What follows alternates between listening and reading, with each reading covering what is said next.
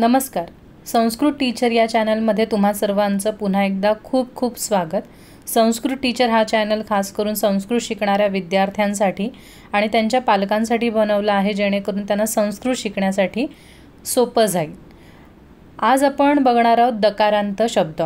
सध्या आपली धातू रूपावलीची सिरीज चालू आहे. धातू रूपावली हे नवनीतचं एक पुस्तक आहे आणि या पुस्तकाची किंमत साधारण 50 ते 60 रुपये आहे, जे तुम्हाला कुठल्याही स्टेशनरीमध्ये मिळेल. या पुस्तकाचा उपयोग असा की ह्या एका छोट्याशा पुस्तकात तुम्हाला संस्कृतचे सगळे तक्ते एकाच ठिकाणी, सगळे क्रियापद एकाच ठिकाणी आणि थोडासा व्याकरणाचा भाग त्या छोट्याशा पुस्तकामध्ये आहे. तर त्या पुस्तकाचा अभ्यास कसा करायचा किंवा त्या पुस्तकातल्या काही गोष्टी आहेत ज्या आपल्याला वाचून पटकन कळत नाही नॉन संस्कृत असल्यामुळे, तर त्या समजावण्याचा प्रयत्न या व्हिडिओमध्ये होत आहे. हे एक बेसिक व्याकरण आहे. म्हणजे तुम्हाला जर संस्कृत शिकायचं आहे तर तक्ते काय आहेत, तक्त्यांमधले शब्द काय आहेत आणि त्यांचा अर्थ काय आहे हे आपल्याला कळलं पाहिजे. त्याच्यासाठीच हा माझा छोटासा प्रयत्न. ओके, सुरू करूया. आता आपण बघणार आहोत दकारांत शब्द म्हणजे नक्की काय. दकारांत शब्दातच अर्थ कळतो. द या अक्षराने जेव्हा एखाद्या शब्दाचा अंत होतो, शेवट होतो, त्या शब्दांना दकारांत शब्द म्हणतात. म्हणजे सोप्या भाषेत इंग्लिशमध्ये म्हणायचं झालं की जो शब्द द ने एंड होतो त्याला दकारांत म्हणतात. ठीक आहे. तर तुम्ही म्हणाल मिस असं कसं, आपल्या मराठीमध्ये तर द हा नेहमी कंप्लीटच असतो. हां, तर मराठीचा विचार इथे करायचा नाही आहे. संस्कृतमध्ये असे अनेक शब्द आहेत, अनेक नामं आहेत, नाउन्स आहेत जे हलंत द म्हणजेच पाय मोडलेल्या द ने एंड होतात. त्यापैकी 2 उदाहरणं मी इथे दिलेत. सुहृद. सुहृद हा जो शब्द आहे तो द शेवटी त्याचा कंप्लीट नसतो, तो अर्धा असतो. सुहृद, सुहृद असं म्हणायचं नाही. सुहृद याचा अर्थ होतो मित्र. Okay, friend. आणि सुहृद हा शब्द आहे पुल्लिंग. अजून एक दुसरं एक्झाम्पल बघूया. दुसरं एक्झाम्पल आहे दृशद. तर दृशद म्हणजे दगड आणि हा स्त्रीलिंगी शब्द आहे. आता इथे काही जणांना वाटू शकतं की मिस दगड तर पुल्लिंग आहे मराठीमध्ये. तर मराठीतलं आपण तो दगड म्हणतो, पण संस्कृतमध्ये दगडाला दृशद असा शब्द असल्यामुळे आणि तो स्त्रीलिंगी असल्यामुळे दृशद हा शब्द संस्कृतमध्ये स्त्रीलिंगी होतो. म्हणजे दगड दृशद हा शब्द जर वापरत असाल तर तो स्त्रीलिंगी असणार आहे. अजून एक मुलांचा इथे प्रॉब्लेम असतो किंवा नवीन शिकणाऱ्याचा एक इथे शंका असते की मिस तुम्ही देव टेबल जेव्हा शिकवला होता, सुरुवातीला आपण देव तक्ता बघतो बरोबर. मग देवमध्ये मी काय सांगते की पुल्लिंग या शब्दांना नेहमी विसर्ग असतात. जसं की देवः, अजयः, सुजयः, महेशः, नीरजः, निनादः, सगळ्यांना विसर्ग. मग इथे पण सुहृद पुल्लिंग आहे, मग त्याची प्रथमा विभक्ती सुहृदः अशी होणार का देवः प्रमाणे? तर अजिबात नाही. कारण देवचं देवः का होत होतं? कारण देवमधला हा जो व आहे तो कंप्लीट व होता. म्हणजे तो व जो होता तो असा होता व अधिक अ, म्हणजे कंप्लीट. तो त्याचा एंडिंग हा व हलंत नव्हता. देव असं नव्हतं, ते काय होतं, ते देव एंडिंग होतं, म्हणून तो अकारांत शब्द आहे. पण इथे सुहृदमधला द कंप्लीट आहे का? नाही आहे बरोबर. म्हणून तो काय आहे, दकारांत शब्द आहे, अकारांत नाही. क्लिअर झालं इतकं. आता आपण काही तक्ते बघूया. तर दकारांत हे एकदम सिम्पल आहे. दकारांत पुल्लिंग केलात की स्त्रीलिंग ऑटोमॅटिकली होतो. म्हणजे काहीही बदल नाही आहे. पुल्लिंग आणि स्त्रीलिंग या शब्दांमध्ये काहीही फरक नाही. जसं देव आणि मालामध्ये किती फरक होता, देव टोटली डिफरंट, माला टोटली डिफरंट, पण इथे तसं नाही आहे. दकारांत पुल्लिंग आणि स्त्रीलिंग हे सारखेच बनतात. आता इथे मी सुहृदचा तक्ता हा धातू रूपावलीचाच फोटो आहे. तर तुमच्याकडे धातू रूपावली असेल तर वेल अँड गुड, की तुम्हाला हे नंतर स्टडी करायला सोपं पडतं. तर सुहृद म्हणजेच काय, सज्जन व्यक्ती किंवा मित्र या अर्थाने आपण हा शब्द घेतो.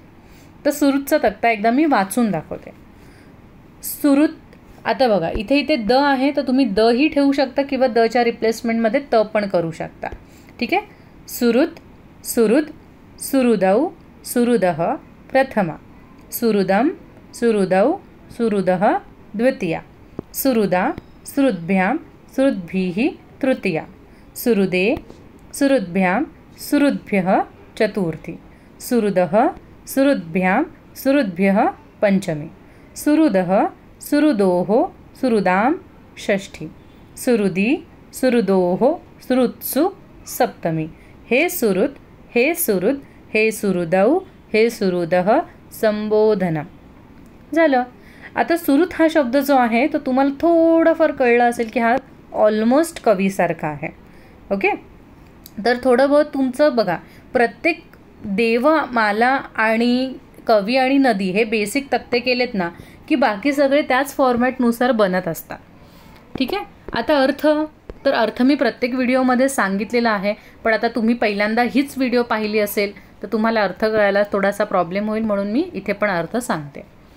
तर प्रथमा विभक्ती ही काय असते, कर्ता असते. त्याच्यामुळे सुहृद म्हणजे एक मित्र, सुहृदव म्हणजे दोन मित्र आणि सुहृदः म्हणजे अनेक मित्र. द्वितीय विभक्ती म्हणजे कर्म असतं, तर त्याच्यामध्ये आपण मराठीत ला प्रत्यय वापरतो. सुहृदम एका मित्राला, सुहृदौ दोन मित्रांना आणि सुहृदः अनेक मित्रांना. तृतीय विभक्ती हे काय आहे, करण म्हणतो आपण त्याला. ओके. ने हा मराठीत शब्द वापरतो तिथे. सुहृदा एका मित्राने, सुहृद्भ्याम दोन मित्रांनी, सुहृद्भिः अनेक मित्रांनी. चतुर्थी विभक्ती याच्यासाठी आपण साठी असा शब्द अर्थ आपल्याला अपेक्षित असतो चतुर्थीमध्ये. तर सुहृदे एका मित्रासाठी, सुहृद्भ्याम दोन मित्रांसाठी, सुहृद्भ्यः अनेक मित्रांसाठी. त्याच्यानंतर पंचमी म्हणजे पासून, सुहृदः एका मित्रापासून, सुहृद्भ्याम दोन मित्रांपासून, सुहृद्भ्यः अनेक मित्रांपासून. नंतर षष्ठी आहे चाचीचे, सुहृदः एका मित्राचा, सुहृदोः दोन मित्रांचा, सुहृदाम अनेक मित्रांचा. तुम्ही ची पण करू शकता की एका मित्राची, दोन मित्रांची, अनेक मित्रांची, एका मित्राचे, दोन मित्रांचे, अनेक मित्रांचे. चा ची चे च्या काही वापरू शकता. सप्तमी, सप्तमीमध्ये आपण त वापरतो. सुहृदी एका मित्रात, सुहृदोः दोन मित्रात आणि सुहृत्सु अनेक मित्रात. संबोधन हाक मारताना सुहृत हे, आपण तुम्ही म्हणाल की मीच इथे हे का नाही लिहिलं, देवाच्या बाबतीत हे देव असं लिहिलं, तर तुम्ही हे वापरा. तुम्ही 8वीत शिकला असाल. हे, ऐ, भोहो काही हाक मारू शकता. हेच मारायला पाहिजे असं काही नाही. रे पण मारू शकता. रे सुहृद, अरे मित्रा, हां, रे सुहृदव, अरे दोन मित्रांनो, रे सुहृदः, अरे अनेक मित्रांनो. अशा प्रकारे तुम्ही अर्थ समजून घेऊ शकता. आता जो सुहृद आहे त्याच्याप्रमाणेच दृशद आहे. मी ते लिहिलेलं पण आहे की हे काय आहे, सेम आहे. ठीक आहे. फक्त एवढंच आहे की हा पुल्लिंग आहे आणि स्त्रीलिंग आहे. तर इथे पण दृशद, दृशदव, दृशद, एक दगड, दोन दगड, अनेक दगड. सो जसं मी मित्राचं करून दाखवलेलं आहे ते पुन्हा ऐका आणि तुम्ही प्रॅक्टिससाठी पाहिजे तर दृशदचा अर्थ लिहून घ्या, म्हणजे तुमची प्रॅक्टिस होईल. ठीक आहे. आणि हे सेम तक्ते आहेत बघा. सुहृद दृशद, सुहृदम दृशदम, सुहृदा दृशदा, सुहृदे दृशदे. सो ऑलमोस्ट एव्हरी वर्ड हा काय आहे, ऑलमोस्ट म्हणजे पूर्णपणेच फुल्ली सगळंच्या सगळं सेम आहे. ओके. सो इथे आपला लोड कमी होतो. आपल्याला एकच पाठ करायचं आहे, दकारांत सुहृद.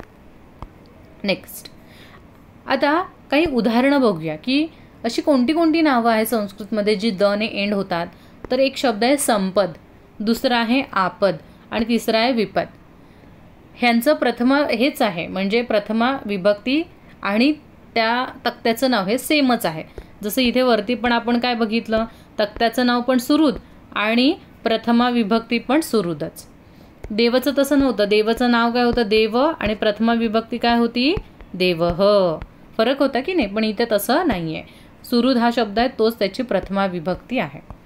तर संपद असा शब्द आहे. संपद याचा अर्थ होतो संपदा, म्हणजे आपण म्हणतो ना धनसंपदा, म्हणजे धन आणि संपत्ती. त्याच्यानंतर आपद, आपदचं आपण मराठीमध्ये म्हणतो आपदा, आपदा म्हणजे संकट. ठीक आहे. आणि विपद हा संस्कृत शब्द आहे स्त्रीलिंगी, पण आपण मराठीमध्ये किंवा हिंदीमध्ये याला विपदा म्हणतो. विपदा म्हणजे विपत्ती. तर हे सगळे शब्द जे आहेत ते संस्कृतमध्ये काय आहे, दकारांत आहे. आता दकारांतच्या नंतर धकारांत शब्द, जसं दकारांताचं काय सांगितलं, द ने एंड होणारे, तसे धकारांत काय असणार, ध ने एंड होणारे. आणि हे सेम टू सेम दकारांत सारखेच चालतात. बघूया कोणता धकारांत शब्द आहे. तर धकारांत इथे काय सांगितले, धकारांतमध्ये पुल्लिंग शब्द नसतात. ते फक्त आणि फक्त स्त्रीलिंगीच असतात. तर त्याच्यामध्ये एक शब्द आपल्याला दिला आहे विरुद्ध. विरुद्ध म्हणजे विरुद्ध मराठीत असा अर्थ नाही आहे.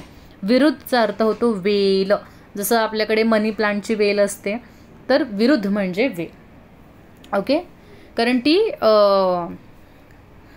हां ओके, विरुद्ध म्हणजे वेल. आता हे मी काय म्हणत होती की हे काय आहे, सेम लाईक दकारांत. म्हणजे जसं तुम्ही म्हणाल की पण मी हे तर स्त्रीलिंग आहे, तर इथे मी वरतीच तुम्हाला सांगितलं ना की स्त्रीलिंग आणि पुल्लिंग टेबल सेम आहे. त्याच्यामुळे जर तुम्ही दकारांत टेबल केला असेल, जर तुम्ही सुरुत किंवा शाळेतलं पुस्तक वापरत असाल तर 9वीतल्या पुस्तकामध्ये सुरुतच्या जागी मरुत शब्द दिलेला आहे. सो तुमचा मरुत जर पाठ असेल तर तुम्हाला वेगळा सरीत पाठ करायची गरज लागत नाही. त्याच्यानंतर धकारांत शब्द तर शाळेमध्ये आहेच नाही आहे 8वी 9वी 10वीला, सो नो वरीज. पण आता पण तुम्हाला सांगून ठेवते, जर तुम्ही विचाराल की या दकारांतमधला आम्ही कोणता तक्ता करायला पाहिजे फक्त, तर तुम्ही फक्त सुरुत करा. कारण सुरुत केला तर स्त्रीलिंगी दृश्यात आपोआप होतो आणि धकारांत विरुद्धसुद्धा आपोआप होतो. सेमच आहे. विरुद्ध, विरुद्धम, विरुद्धा, विरुद्धे, विरुद्ध, विरुद्ध, विरुधी सेम आहे. ठीक आहे. आता तुम्ही म्हणाल की ध ने एंड होणारे असे कोणते शब्द आहे संस्कृतमध्ये, तर शुद्ध असा शब्द आहे. शुद्धचा अर्थ होतो क्षुधा. मराठीमध्ये आपण किंवा हिंदीमध्ये क्षुधा म्हणतो. क्षुधा म्हणजे भूक लागणे, हंगर. आणि दुसरा एक ध ने एंड होणारा संस्कृतमध्ये शब्द आहे, तो आहे समिध. समिध याचा मराठी अर्थ समिधा किंवा हिंदीमध्ये पण समिधा म्हणतो. समिधा म्हणजे होम काष्ठ. काष्ठ या शब्दाचा अर्थ होतो काठी. होम याचा अर्थ घर नाही, HOME होम नाही. होम म्हणजे होम हवन करणं, यज्ञ करणं. या यज्ञासाठीच काही विशेष प्रकारच्या विशेष जातींच्या झाडांच्या काठ्या वापरल्या जातात, स्टिक्स वापरल्या जातात, काष्ठ म्हणतात त्याला. आणि म्हणून त्यांना जिथे आपण सॅक्रेड पवित्रशी लाकडं वापरतो त्यांना समिधा म्हटलं जातं मराठीमध्ये, पण ॲक्च्युअलमध्ये वर्ड इज समिध. ओके. आता हे दकारांत, धकारांत यांसारखे आणखीही वर्ड्स आहेत, तर ते कोणते, तर चकारांत, जकारांत आणि शकारांत. अर्थ पुन्हा सेमच. चकारांत म्हणजे च ने एंड होणारे, जकारांत म्हणजे ज ने एंड होणारे, शकारांत म्हणजे श ने एंड होणारे. ओके. आता ह्या सगळ्यांचा एकच टेबल मी मस्तपैकी लावलेला आहे, जेणेकरून मला एकाच स्क्रीनमध्ये सांगता येईल की हे सगळेच्या सगळे सेम आहेत. याच्यामध्ये तुम्हाला फक्त आणि फक्त करायचा जो टेबल आहे तो वाच. ओके. चकारांत जसं मी म्हटलं वरती की फक्त सुरुत करा, बाकी काहीही करू नका. धकारांत पण तसाच बनतो, दकारांत स्त्रीलिंगी पण तसाच बनतो. तसंच मी ते सांगेन की वाच हा चकारांत एकच तक्ता पाठ करा. मग शकारांत, जकारांत, पुल्लिंग, स्त्रीलिंग वेगळं काहीही करायची गरज नाही, कारण ते सगळेच्या सगळे वाचप्रमाणेच चालतात. ठीक आहे. आता वाच या शब्दाचा, आणि हा बाय द वे हा जो फोटो आहे तो 10वीच्या पुस्तकामधला आहे, महाराष्ट्र बोर्डच्या. ठीक आहे. आता चकारांत शब्द आहे वाच. वाच म्हणजे वाचा, म्हणजे वाणी, भाषा या अर्थाने हा शब्द येतो. ठीक आहे. चकारांत तर बघा बदल काय झालेला आहे, बदल लक्षात घ्यायचं आहे तुम्हाला. बाकी सगळं हे एका फॉर्मॅटने चालू आहे. एक साचा आहे, हा साचा कळतं तुम्हाला. एक हा पॅटर्न आहे आणि त्या पॅटर्ननुसारच सगळे तक्ते बनत आहेत. प्रत्येक तक्ता जो आहे तो एकापेक्षा वेगळा असं नाही, अद्भुत काही वेगळाच बनतं असं नाही आहे इथे. ठीक आहे. आता फरक काय झालं इथे, जिथे वाच आहे च, तर च ची जागा कोण घेत आहे, प्रथमेमध्ये च ची जागा क आणि ग घेत आहे. सुरुदमध्ये तसं नव्हतं. सुरुद ॲज इट इज सुरुद राहत होतं, पण वाच तसं राहत नाही आहे. वाच च ची जागा क किंवा ग घेत आहे. आता च इकडे बघा, इथे तुम्ही म्हणाल च चीच जागा का, तर नाही. इथे शकारांतामध्ये श ची जागा पण कोण घेत आहे, म्हणजे शेवटच्या अक्षराची जागा क किंवा ग घेत आहे. त्याच्यानंतर जकारांतामध्ये बघा इथे पण ज ची जागा क आणि ग ने घेतलेली आहे. ठीक आहे. तर तुम्हाला एक कळालं आहे पॅटर्न की वाच, दिश म्हणजे चकारांत, शकारांत आणि जकारांत याच्यामध्ये क किंवा ग घ्यायचा आहे आपल्याला. ठीक आहे. सो वाक, वाघ, वाचव, वाचः, वाचम, वाचौ, वाचः द्वितीया, वाचा, वाग्भ्याम, वाग्भिः तृतीया, वाचे, वाग्भ्याम, वाग्भ्यः चतुर्थी, वाचः, वाग्भ्याम, वाग्भ्यः पंचमी, वाचः, वाचोः, वाचाम षष्ठी, वाची, वाचोः, वाक्षु सप्तमी. हे वाक, हे वाचव, हे वाचः संबोधनम. ठीक आहे. सो अशा प्रकारे हा वाचचा तक्ता आहे. मी अर्थ इथे पुन्हा सांगत नाही कारण अर्थ पुन्हा तेच होणार आहे. आणि इथे आहे दिश. दिश म्हणजेच दिशा हा अर्थ होतो आणि त्याचा सेम तसाच्या तसा मी तुम्हाला इथे पाहिजे तर पटकन दाखवते बघा. सेम वाचम दिशम, वाचा दिशा, वाचे दिशे, वाचः वाचः दिशः दिशा, वाचौ दिशौ, वाग्भ्याम दिग्भ्याम, वाचोः दिशोः, वाचः वाचः दिशः दिशः, वाग्भिः दिग्भिः, वाग्भ्यः दिग्भ्यः, वाचाम दिशा. सो सेम आहे. आता खाली तुम्ही इथे बघाल, इथे पण मी एक्झाम्पल सांगितलेत की वाचप्रमाणे अजून कोणते शब्द आहेत. तर त्वच. त्वच म्हणजे मराठीमध्ये आपण त्वचा म्हणतो पण ॲक्च्युअल वर्ड इज त्वच. पयोमुच हा पुल्लिंगी शब्द आहे. पयोमुच याचा अर्थ होतो क्लाउड, ढग. ओके, तर इथे पण तेच आहे. तुम्ही म्हणाल पण मीच वरती तर चकारांत स्त्रीलिंग दिलं आहे आणि खाली सांगितलं पयोमच पुल्लिंग, मग पुल्लिंगचा वेगळा का? तर नाही. दकारांत, धकारांत, चकारांत, शकारांत, जकारांत या सगळ्या टेबलमध्ये पुल्लिंग स्त्रीलिंग सेम आहेत. त्याच्यामुळे तुमचं डबल काम वाढणार नाही. म्हणजे काही काही शाळांमध्ये सांगतात भरपूर तक्ते संस्कृतमध्ये, तर संस्कृतमध्ये तक्ते आहेत भरपूर, पण त्यातले तुम्हाला नेमके करायचे कोणते हे जास्त महत्त्वाचं आहे. आणि हे सांगायला शिक्षक विसरतात काही ठिकाणी आणि मुलांना असं वाटतं की अरे बापरे इतके तक्ते आणि इतके तक्त्यांचा नंबर बघूनच मुलं डिमोटिवेट होतात की नाही बाबा हमसे ना हो पाएगा. तर असं काहीही नाही. तुम्ही जर स्मार्ट वर्क केलं तर तुम्हाला कळेल अरे हे तर सेम आहे. कळलं? म्हणजे भरपूर तक्ते आपले तसे कमी होतात. आता दिशप्रमाणे चालतो तो कोणता तक्ता? दिशप्रमाणे दृश हा शब्द चालतो. ओके, दृक आणि दृग असा शब्द बनतो. दृश म्हणजे दृष्टी, पाहणे. त्याच्यानंतर वणिज. वणिज हा म्हणजे याचा अर्थ तो व्यापारी, बिझनेसमॅन. आणि स्रज हा स्त्रीलिंगी शब्द आहे. जकारांतचे स्त्रीलिंगी. स्रज म्हणजे फुलांचा हार, जो आपण देवाला फोटोला वगैरे घालतो तो हार.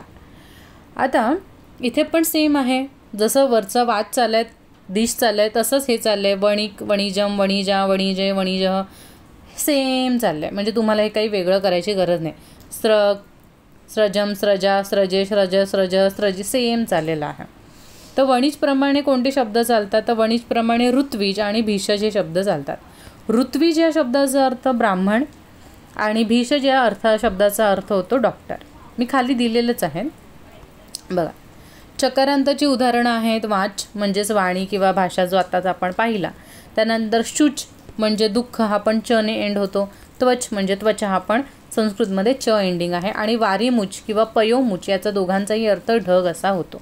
आणि तो सेम लाईक स्त्रीलिंग म्हणजेच काय वाच हा वरती इथे स्त्रीलिंग आहे म्हणून मी इथे लिहिले की सेम लाईक चकारांत स्त्रीलिंग. ठीक आहे. जकारांतमध्ये आपण बघितलं तर वणिज म्हणजे व्यापारी, भीषज म्हणजे डॉक्टर ज्याला आपण मराठीमध्ये वैद्य म्हणतो, ऋत्विज म्हणजे ब्राह्मण आणि स्रज म्हणजे फुलांचा हार. शकारांतमध्ये दिश शब्द, दिश म्हणजे दिशा. त्यानंतर यादृश. इथे यादृश आणि तादृश. ओके, हे दोन शब्द आहेत. यादृश आणि तादृश म्हणजेच काय ज्याप्रमाणे त्याप्रमाणे. तर हे या शब्दांचे पण तक्ते आहेत तर ते सुद्धा शकारांत प्रमाणेच चालतात. सदृश हा शब्द आहे. सदृश म्हणजे यासारखा, हां, बाबांसारखा. पिता सदृशम दिखत, काय म्हणूया आपण, जाऊ दे आता मला सुचत नाही. म्हणजे वडिलांसारखाच दिसतोस असं म्हणायचं होतं पण आता पटकन सुचत नाही. सदृश म्हणजेच सारखा. दृश मी वरती सांगितलं, दृश म्हणजे दृष्टे. तर हे सगळे शब्द शकारांत शब्द आहेत. तर तुम्हाला फक्त या पूर्ण व्हिडिओचं सारांश काय, समरी काय आहे, तुम्हाला दोनच तक्ते करायचे आहेत. सुरुद, दकारांत पुल्लिंग, सुरुत किंवा मरुत कुठलाही एक करा. शाळेत असाल तर मरुत करा, धातुरूपावली बघत असाल तर सुरुत करा. आणि दुसरी महत्त्वाची गोष्ट, वाच हा टेबल कंपल्सरी करायचा आहे कारण वाचमुळे बाकी सगळे टेबल आपले होत आहेत. आय होप तुम्हाला ही व्हिडिओ आवडली असेल, समजलं असेल, थोडंसं लोड कमी झालं असेल. अरे इतके तक्ते आता सॉर्ट होत असेल, बरोबर, संस्कृत सोपं वाटायला लागलं असेल तर नक्की मला मेल करा. माझा मेल आय डी आहे rajaramsonali1994@gmail.com. याच्यावर तुमच्या शंका, तुमचं काही म्हणणं आहे, तुम्हाला क्लास संबंधी काही विचारायचं आहे, तुम्हाला संस्कृत शिकण्यामध्ये काही अडथळे येत आहेत ते काही विचारायचं असेल तर तुम्ही नक्की याच्यावर मला तुमचं नाव, तुम्ही कुठे राहता आणि तुम्ही कशासाठी इन्क्वायरी करता हे तुम्ही इंग्लिशमध्ये लिहा, मराठीत लिहा, हिंदीत लिहा, कोणतीही लँग्वेज चालणार आहे. आणि आठवणीने तुमचा कॉन्टॅक्ट नंबर देऊन ठेवा जेणेकरून मी तुम्हाला कॉलबॅक करू शकते आणि आपण डिटेलमध्ये बोलू शकतो. ओके.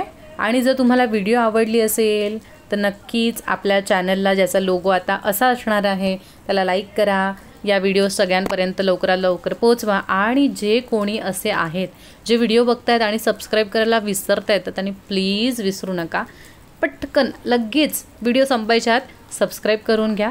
त्याच्यामुळे लवकरच लवकर आपण सिल्वर बटन मिळवूया आणि एन्जॉय करूया. Okay, so thank you so much for loving me and supporting me. आणि तुमचा सगळ्यांचा प्रतिसाद बघून मला खरंच खूप मस्त असं वाटतं की हां, आपण या टॉपिकवर पण व्हिडिओ करूया, त्या टॉपिकवर पण व्हिडिओ करूया. आणि मला खूप छान वाटतं तुम्हाला मदत करताना. आणि तुमच्या सगळ्या लांबून लांबून ज्या प्रतिक्रिया येतात यूट्यूब कॉमेंटच्या माध्यमातून, I am so blessed. Okay, thank you so much. भेटूया नवीन व्हिडिओसोबत. तोपर्यंत धन्यवाद.